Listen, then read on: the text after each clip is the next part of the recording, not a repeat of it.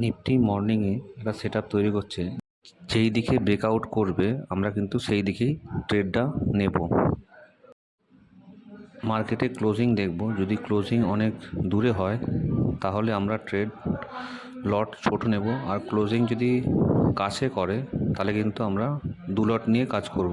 এই জায়গায় অনেক বড় উইক বানিয়ে দিয়েছে, তো এখানে আমরা লট সাইজ কম নেব।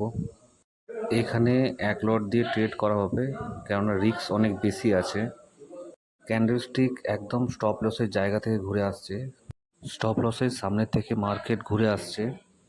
এই জায়গায় আমরা টার্গেট সাপোর্টে রাখবো না, তার আগে আমরা টার্গেট বুক করব, কেননা উইক আছে বড়।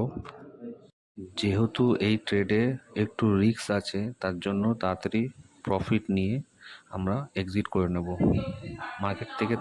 এই ধরনের ট্রেড শিখতে চাইছেন তাহলে ভিডিও নিচে দেওয়া নাম্বারে আপনারা যোগাযোগ করুন।